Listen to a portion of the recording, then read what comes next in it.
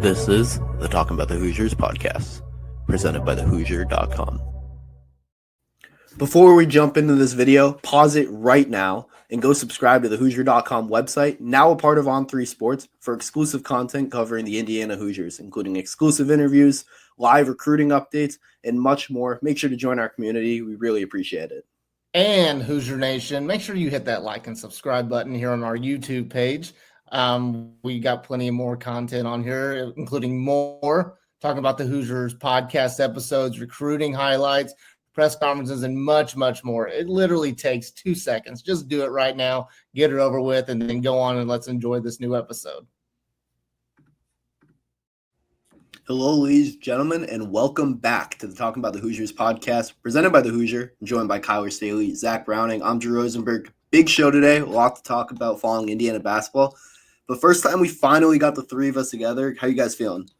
Feeling good. I want to first of all welcome Zach and in the program. I know a couple people that have seen our breaking news pods. I've seen Zach filling for Drew, Zach filling for me. You know, Zach's been a team player, and he's just kind of sliding in, a utility player, as you could say. So, Zach, welcome to Talking About the Hoosiers. It's going to be a fun, foreseeable future, I should say.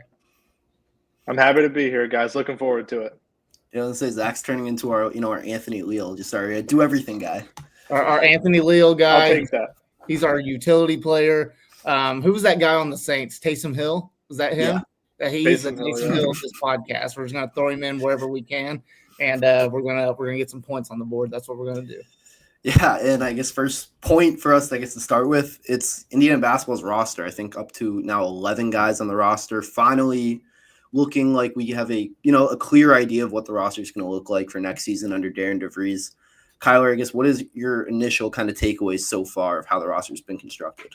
Yeah, I guess the last time that we talked, it was like maybe they had 6-8 guys or so. That was kind of the roster right now. But I think for the most part, this is what the roster is going to be, right? And we'll touch in on these final few roster spots that we'll see who they're going to fill here in a bit. But they got the front court, in my opinion. They got the front court set.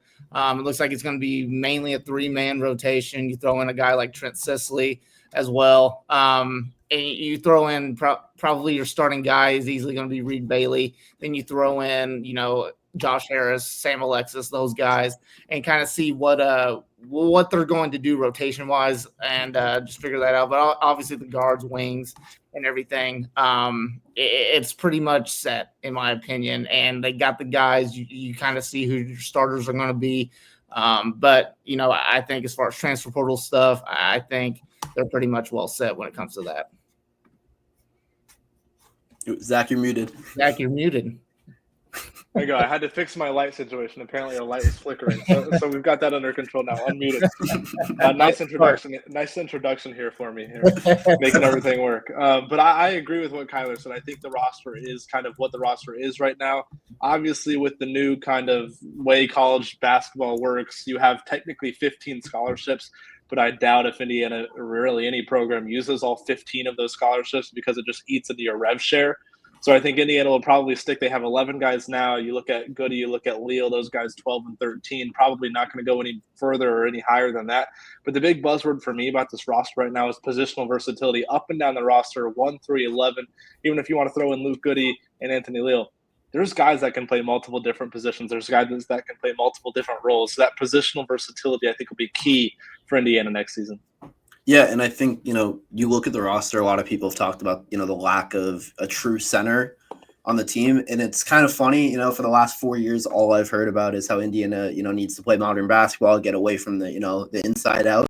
And now you have a roster that clearly reflects, versatility, as you mentioned, Zach, and wanting to shoot the 3-ball. I think you look across the board, there's more shooters on this roster than I think we've seen over the last 4 years combined at Indiana. So it's a very different looking team.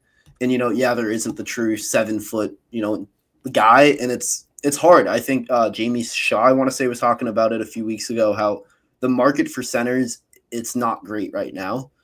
And, there isn't a lot of guys there that could fit it. And it seemed like Darren DeVries wasn't going to force it. If something came along where there was a guy who could fit in, he was going to go after it. But it wasn't like a forced need where it was you have to get a center by all means necessary. I think, obviously Indiana fans are kind of used to seeing that true big, right? Mike Woodson, a guy that he's always had to have a true big, whether it was Trace, Khalil, Omar last year, even Malik, you throw him in there as well. Always had to have a true big on the roster. But his problem was obviously he just didn't get away enough from that, right? And you look at DeVries, how he coaches as a head coach. You look at his past teams at Drake, West Virginia. They haven't necessarily had that true big, and it doesn't seem like that's something that he necessarily needs to have, and that's in his style of play. So to me, some Indiana fans may be shocked that Indiana doesn't have a true rim protector on this, but I'm not overly shocked about it. I think DeVries put the right type of pieces for his style in this. He wants a style that's going to be up tempo a little bit, obviously scoring transition, and the guys that he got, especially in the front court, can run up and down the floor and can make plays in transition. So, and you throw in the fact, people are a little bit worried about the rebounding situation if you don't have a true big. I like the guys that he got, especially, when you look at the Josh Harris, by the way, he's a guy that, rebounded very, very well his freshman year at North Florida, and you throw in Reed Bailey and those guys, and plus the wings and guards are willing rebounders as well. They're willing to go in there and battle for boards. So, I wouldn't panic too much about, the lack of true rim protection. I think the way that DeVries wants to play and stuff is going to really kind of just help that out in a lot of ways. And I think that's the biggest part of this whole thing, this whole ordeal, Kyler, is the wings and the guards, they're good rebounders. These are above average guard rebounders for their position. You look at Lamar Wilkerson, Nick Dorn's a great rebounder as well. These are guys that Indiana brought in at the guard spot that are above average rebounders for their position. So I think the rebounding will be fine. Offensively, it's probably a bonus to not have that big 7-footer down low. But then you look on the defensive side, I'm not too concerned.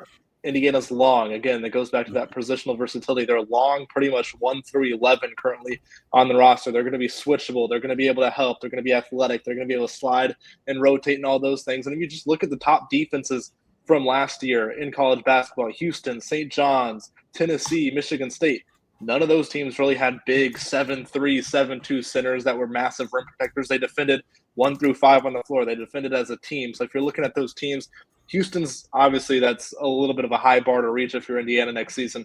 But Houston's defense, they didn't have anybody taller than 6'8", 6'9".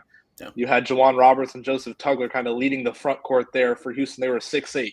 So it's not like you need, especially in college basketball, there's not really any Zach Edey's of the world or any Hunter Dickinsons of the world left in college basketball. There's not a ton of back-to-the-basket kind of guys left in college basketball. So I don't think you need that big 7-footer that's going to protect the rim. I think it could hurt in some instances if Indiana's not able to guard at the point of attack. I think that's where you kind of will maybe struggle defensively if you're Indiana, but I don't think defense should be that much of a concern just given how athletic, how long, and how good Indiana figures to be positionally, position by position on defense next season. Yeah, Zach, you kind of jumped right into my point. I was going to bring up Houston if you didn't. That's a team you look across the board. They played with so much size despite, as you mentioned, not really having a guy above 6'8" in the rotation. And look at West Virginia last year. I think only one player on the roster taller than 6'10", or I think taller than 6'9", actually. And it was the 8th man off the bench. So you look at DeVries this past, he's not really played with the true bigs. Last year, West Virginia, they were out rebounded. They kind of struggled in that department.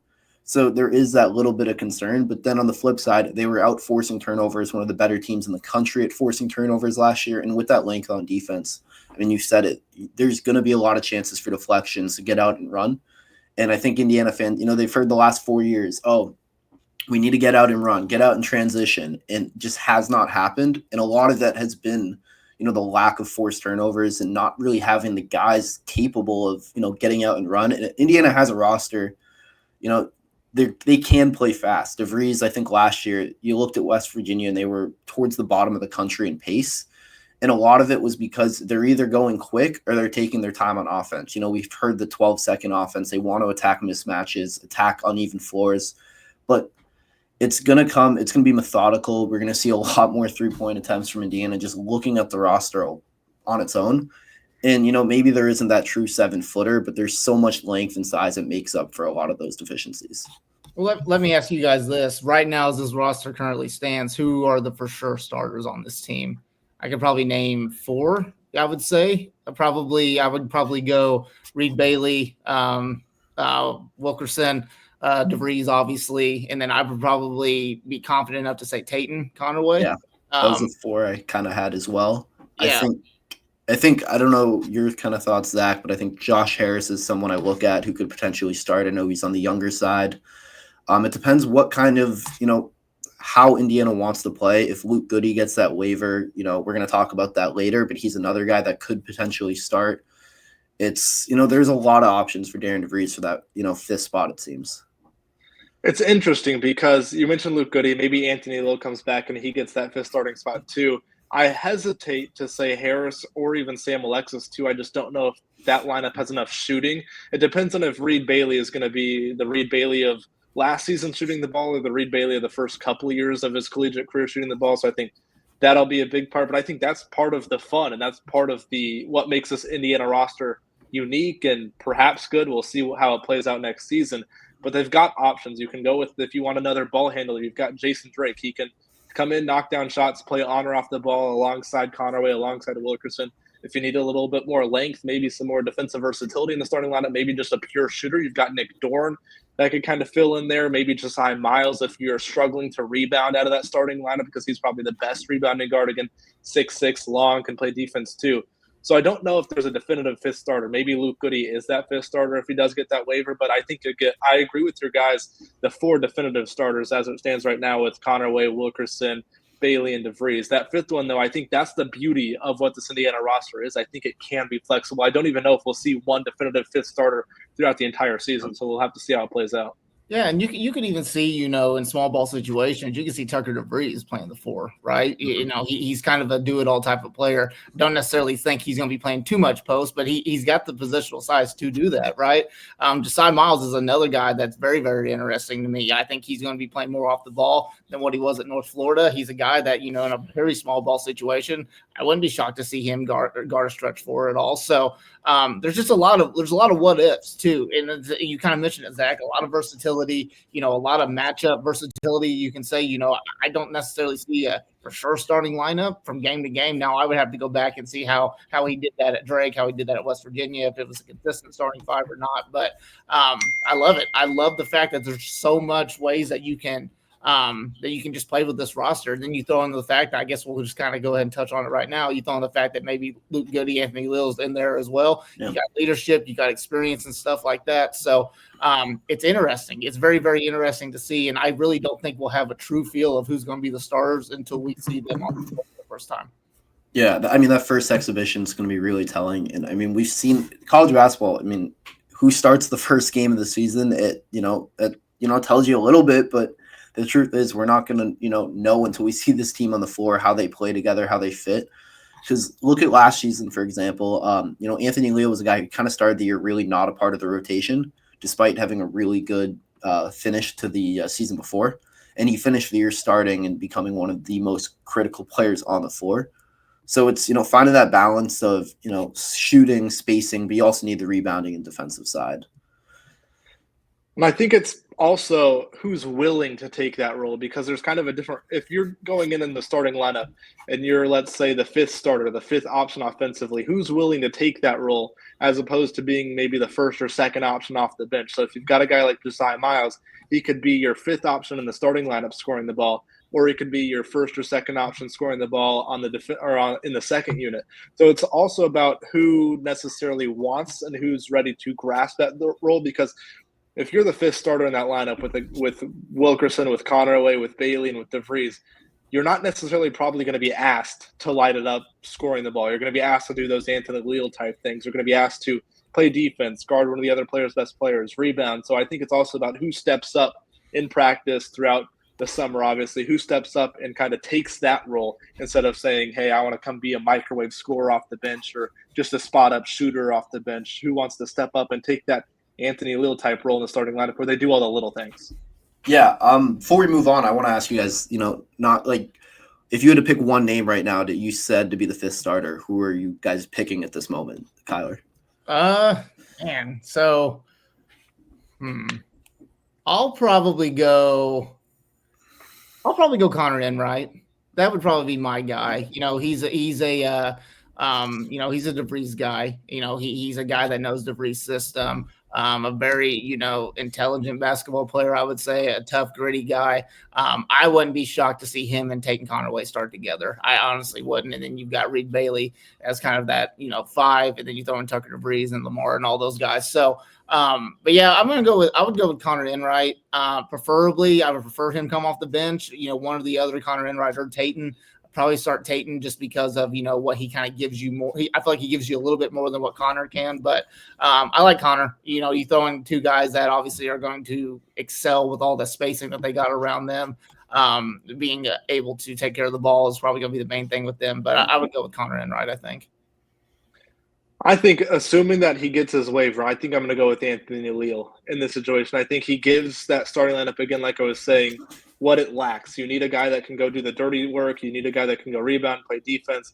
I'm going to go Anthony Leal. I think an important thing for Leal, if he does come back, is he's got to be able to take and make that outside shot. He can't be one of those guys that's a liability to score. If you're going to play 5 out and play a lot of guards, play up-tempo, he's got to be willing. He's got to be aggressive. He's got to take his shot next season if he is back in the cream and crimson. But I'm going to go Anthony Leal for now with that 5th spot. Yeah, if Goode gets the waiver, I lean him. But at this moment in time, with no waiver currently for Goode, I go Josh Harris. I think his ability, backdoor cutting and just kind of slipping around the rim. Bailey, you mentioned, is Bailey going to be the guy of last year where he was able to space the floor, shoot and attack slower bigs off the dribble? If he is, I think Harris could be a really nice compliment, especially, a guy who could, be effective above the rim. When you have a guy like Conaway who's shown he can pass the ball at a high level, and with the spacing of a DeVries and Lamar Wilkerson on the outside, I think that could be a nice combo with them. Plus, some more size to help defensively on the interior. But jump in, Kyler. Hold on, I was going to ask Zach. Zach, let's say if Leal and Goode don't get their waivers and stuff, who are you picking right now to be that guy? I might go Nick Dorn. I'm probably higher on Nick Dorn than a lot of other people are. I just love the length. He's 6'7", 200 pounds, has all the skills of a guard, can shoot it lights out.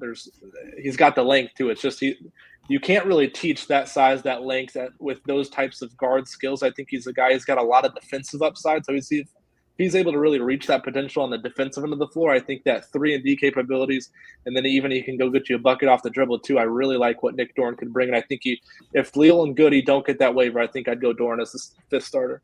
You see, and Dorn's a guy that I kind of keep forgetting about. He's like that one guy that I totally hit him and Jason Drake. More so Dorn though, because it's just the way that he committed and stuff just kind of obviously came really quickly, and there wasn't any hype leading up to it or anything. So he's an interesting guy. I like to think that he's probably the wild card of this team. I'm excited to see him play a lot more. I'm excited to see what he can do in DeVries' system. Yeah, I'll add in quickly on Dorn real quick. He's still got 2 years of eligibility left, so we could be looking at this is his team 2 years from now if he does develop the way I believe that he personally can. See, the guys that have sorry to keep cutting you off, Drew, but the guys that have multiple years of eligibility, is it Josiah Miles, Nick Dorn, does Jason Drake, does he have multiple years? I don't believe so. I can Josh Harris. Josh Harris does. Yeah, he's got 3. So, and then obviously Cicely's got all of his 4. So, Drake has 2 years. It's a good balance of guys that have multiple years plus guys that are probably playing on their last year of college basketball. Yeah, I mean, Dorn though, I want to go back to him a little bit. I think he's a guy realistically, maybe not realistically, but I could see him lead this team in scoring. He has that capability. I mean, we've seen him score at a high level in the past. You look at his past games, I mean, at the high level too against good teams, North Carolina, controversial tournament team, but that's still a tournament team. He, was able to score at a high level and efficient clip. I'm not going out and saying Nick Dorn is going to be the leading scorer. I don't think he will be, but he has that scoring capability that, is going to get him on the floor. Even when you look at this roster, there's a lot of guys around 6'6", 6'7", and they're going to be fighting for minutes, but his scoring ability is going to get him minutes consistently, in my opinion. I got to buy more stock in Nick Dorn. You guys are hyping him up. I feel like I got to read a little bit more. I did a scouting report on him. I should know a little bit more. So I know I got to pay more attention to Nick Dorn. Hop on that Nick Dorn train with Drew and I. Yeah, I mean, shameless plug. Kyler Scouting Report is on the On3 site. Make sure you're subscribing. It's $1 right now. I'm gonna get into all of that later, but let's jump into Luke Goode and Anthony Leal. What are you guys kind of hearing right now? I'm gonna start with you, Kyler. Just like on their potential for a waiver? Yeah, obviously Anthony Leal. We're recording on Wednesday. I think Anthony Leal's situation popped up like Friday of last week or something like that. Very random. And I don't know about you guys, but I feel like it was very, very random. You kind of question it a little bit. Not necessarily question, what Anthony Leal can bring to this team, but you question kind of the technicality of it. Does he technically have a case to play a 6th year? I mean, I know his first 3 years and 3.5 years, 4 years or so, didn't see much of the floor. So maybe that's the argument there. But obviously the stuff going on with NCAA and all the court stuff that's going on, a lot of these guys like Anthony Leal are entering in the portal. Leal hasn't entered the portal, but, they're applying for waivers to get extra eligibility. It's a very interesting one. One that I don't know if this was brought to Leal or Leal kind of thought of it on his own. But, from what I hear, obviously, I think Leal's been very, very supportive of DeVries. I've heard at times that he's kind of helping with like the visits of players coming in, teaching or showing them around Bloomington, showing them around campus, showing them around Assembly Hall, helping with that. So, and of course, he was there at the press conference, sitting behind everybody and listening in. So, when DeVries was hired. So it's an interesting one. Don't get me wrong. I'd love to have Anthony Leal back in Indiana, just from a leadership standpoint and what he can, provide for the team, for a first-year head coach at Indiana. But very interesting one. It sounds like it's, there's a good chance it could happen. Not necessarily confident in that, but there is a chance there. And obviously Luke Goode, that's one that we all knew about heading into last season that he was going to go after. I think he was 0.3% over the 30% mark or something like that. So this one's been kind of dragged out a little bit. I have been kind of paying attention to other guys that are in similar situations with Goode. Really none of them have gotten a waiver yet or whatever. So Luke Goode's still kind of in that situation, but I don't know. It's an interesting one because I think right now for Indiana, I think they are kind of waiting on those guys before they go out in the transfer portal to find those last 2 spots to fill that. So it's unique. It's very unique. But, I mean, if Indiana can get those 2 guys back, 2 guys that lead the program, that can lead this team, and can kind of be that bridge, into the new era, the old era, I think you take that, 10 times out of 10. Yeah, I agree. It's unique. It's a weird kind of situation that Indiana's got. I'll start with Leal. Obviously, his kind of case is built around the fact that he had an extra COVID year. He had a 5th year. Now, yes, he's been in college for 5 years, but that 2022-23 year, he only played 11 games, played just 2.2 minutes per game in those 11 games. So that's kind of what his case is built on, that he had 4 years, but he gets a 5th because of COVID in that 5th year, which was that 2022-23 year. I guess he's applying for the waiver there. So it's interesting. I like Kyler. I've heard the rumblings of he's at least confident that he can get the waiver. And it's interesting. In my opinion, you don't apply for a waiver this late in the cycle, like in May, and not believe you're going to get it and not be somewhat confident at least that you're going to be able to get that waiver. And I think it is telling that maybe Indiana is confident that he might be able to get that waiver because they haven't filled those last couple of roster spots. There's still only 11 scholarships taken on Indiana's roster right now. So I think Indiana, Leal, I think they're rather confident. And then Luke Goode, I'll just leave it at this. If Anthony Leal gets his waiver, there's no way that Luke Goode does not get a waiver if Anthony Leal gets his. Luke Goode played 10 games in 2022-23, only three years of college basketball outside of that. If Anthony Leal gets his waiver, there is absolutely zero chance the NCAA at some point does not give Luke Goode his waiver. I don't know. The NCAA does some crazy things. I'd be really, really I don't know if annoyed's the right word, but it would be very, very questionable if Luke Goode didn't get his and Leal did. It's so weird to follow just because we don't really know. And it's one of those things where, you mentioned Leal applying so late, it makes you think he's likely going to get it. But again, it's nothing concrete. It's just kind of us speculating at this point because the NCAA has done so many things. You're like, okay, what? And then, some guys get approved. I forget what the number was. It was an absurd number of guys entering the portal with no eligibility remaining. The NCAA has to figure it out and get it where it's a concrete thing. So, we're not having these issues this late in the portal. And then one more thing I wanted to add before you guys kind of add whatever else. The one person I know for sure who is praying Leal does not get his waiver, it's Braden Smith. Why you say that? Braden Smith does not want to face Anthony Leal again. That's just based on the eye test of watching them play against each other for the last few years, especially last year. Anthony Leal seemed like the Braden Smith stopper. I mean, he did. Yeah. I mean, there's probably a lot of guys in the Big Ten that don't want to see Anthony Leal again. Anthony Leal's not a scary basketball player by any means of stretch, but the stuff that he brings, and you mentioned it a little bit, Zach. You want to see if Anthony Leal does come back. You want to see him be a little bit more aggressive when it comes to scoring and stuff. I personally, if he does come back, I see kind of the same thing that we kind of have seen from him. Yes, you'd want to see him be a little bit more aggressive scoring. Been saying that for the past few years, with Anthony Leal when he's on the floor, because he is a good, capable 3-point shooter, or at least he can be. Just hasn't fully shown it and stuff. But I think with the talent that he has around him, the shooters, the defense and stuff like that, I think you can put him in a similar role that he was at last year, that utility type of player, that annoying gnat on defense, whatever, put him on the best player, just be a pest the whole time. I think you can play that with Leal. And then plus Luke Goode, throwing in him as well. I could see his 3-point shooting percentage, open up. I think the floor will be a lot more space. He'll be able to do a lot more catch and shoot type of thing. You put him on the floor with guys like Lamar Wilkerson, Tucker DeVries, those guys. That's a lot of shooting on the floor. So I think that there's spots. It's not like, two guys that you're kind of waiting on. Like, is there really even spots for these guys? There are spots for these guys, and I think they would fit in perfectly with what DeVries is trying to do. I think the thing with Goode is that he might legitimately, if he gets his waiver, he might step in and be one of, if not the best shooters on the roster, which is pretty telling because this roster's got a lot of talented shooters already. I have a question for you though, guys, because I was just doing some research. If I were to ask you what Anthony Leal's field goal attempts per game last year was, what would you guys say? Last year, field goal attempts per game for Anthony Leal. What was it, 2? It might have been less. Kyler, you got a guess? I'm going to go, man, I'm trying to think of like layup attempts or anything like that. I'm going to go with like 1.5. I'm going to go lower than Drew. It was 1.7. So, I mean, yes, obviously you don't need scoring from Anthony Leal. He's not out there to go be a bucket getter for you.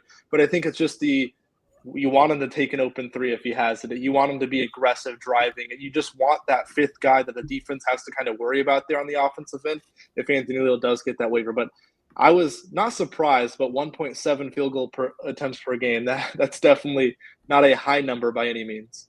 Yeah, the year he is applying for the waiver because of he averaged 0, or he took 0. I think he got fouled once, so he has 2 free throws and 2 points in the season, but did not take a single shot. I went through the game logs. Every single game, it was like a couple minutes in garbage time. And if that's, the reason he doesn't get approved, it'd be kind of shocking. But at the same time, he's already got 5 years. So this would be, this is playing for a 5th year, like I guess a real 5th year because of COVID. So it's a weird one just because COVID messed everything up when it came to eligibility. And, we kind of thought we were done with, I think last year we were like, it's the last year of all the COVID stuff. And no, going on this year. And it seems like it might go on next year as well.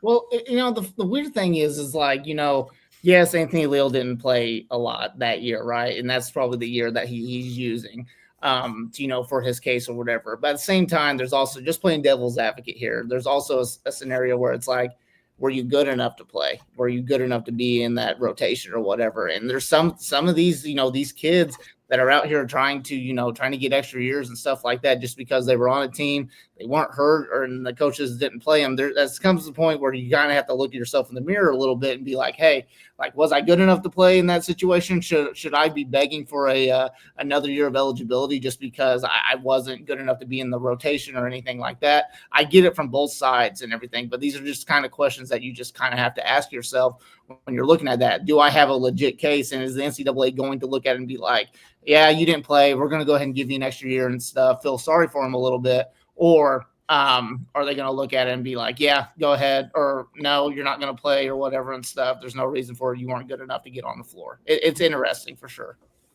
And I've got 2 more things on that. That team was a tournament team. That team won a first-round game, that 2022-23 team for Indiana. So, Leal, was he good enough? Probably not to play on that team. But also it's a situation of if the NCAA initially declines a waiver, you can still go to court, and then it gets kind of messy. Does the NCAA want to go to court over Anthony Leal or Luke Goode? Like, are Luke Goode or Anthony Leal's waivers an extra year of eligibility important enough for the NCAA to go to court?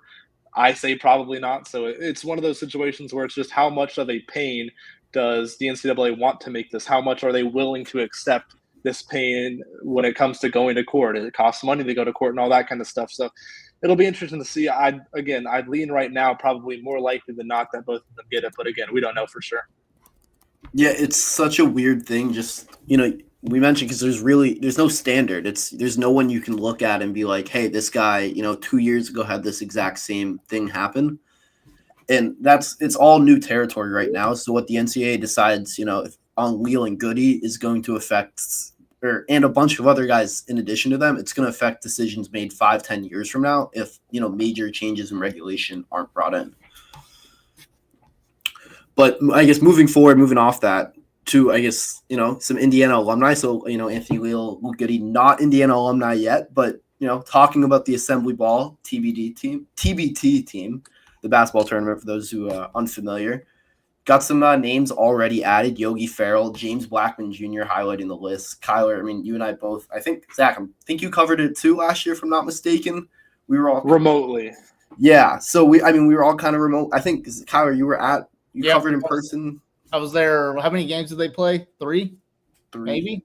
Three, I think. Or 4. Yeah, something like that and stuff. They didn't make it out of the Butler Regional, I'm pretty sure. So, no, I'm excited about it. I love what I watched last year with Assembly Ball. And obviously, it was kind of half and half of, former Indiana players, and they had a few other guys that were on there, but it was fun to see these guys, that a lot of people grew up watching and stuff. Yogi, especially, Yogi was doing Yogi things and he still got it and stuff, but they've already announced, they're coming back this year. Started off with 2 pretty big names already. Yogi, James Blackman Jr. That was a guy that we kind of wanted to see last year on this team, but it's fun to see those guys. I think they played 2 years together at Indiana. So I think there was 1 year where James Blackman Jr. tore his ACL, if I can remember correctly. So didn't play a whole lot. I think it was Yogi's senior year, if I had to remember correctly. But it's going to be interesting to see who else they all add. Probably Miller Kopp, if he's not in the G League or anything like that, or on a Vegas team, will probably be in there. Troy Williams was technically on the team last year, didn't play, was coming off an Achilles injury. Noah Vonleh was technically on the team last year, just didn't play, wasn't even there. I think he was still dealing with this Shanghai Sharks thing. But it'll be curious to see who they get added on here and stuff, because I think this could be a really, really fun team, especially because there's a lot of Indiana alumni that aren't really playing in the NBA but are still playing at a professional and a high level. Yeah. And I think that's the thing. I just want to see Indiana alumni on this kind of pseudo Indiana team. I think that's the biggest thing.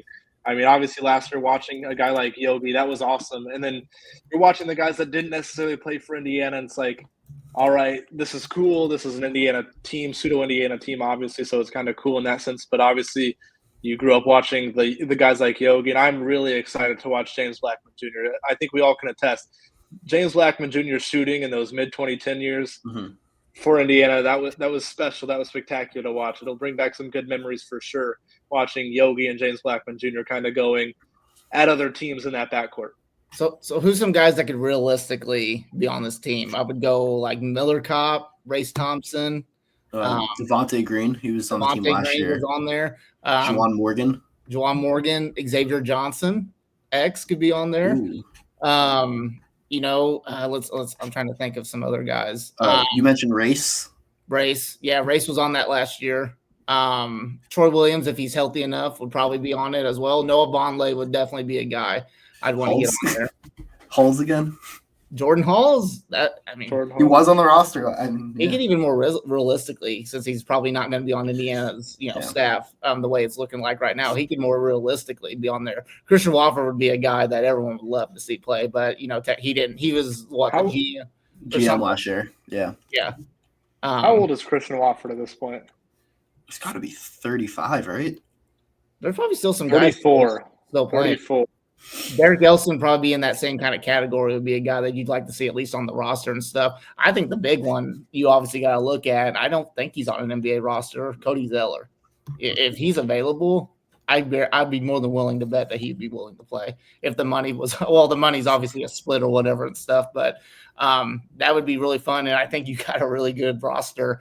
And there's probably a few other guys you can get. What I would like to see, if they can't get a full Indiana alumni roster, I'd like to see them try out and go and get some professional players that are like Indiana natives and stuff that can fill this roster. Pull Jeff Teague. Hear me out. Jeff Teague coach. Hear me out. What about Romeo Langford? He's playing in the French league. Yeah, I totally his Indiana tenure was what it was, but I think Romeo would be pretty fun. A guy like Romeo. I don't know if Jawan Morgan's playing professionally, but like Jawan Morgan, was Troy Williams supposed to be on the team last year and didn't end up playing? He was on the team. He was even at all the games, I'm pretty sure, but he was coming off an Achilles rupture and stuff. But I think from what I've seen on social media and stuff, I think that he's back and ready to go, or at least should be when TBT starts, which I think is in July, if I can remember correctly.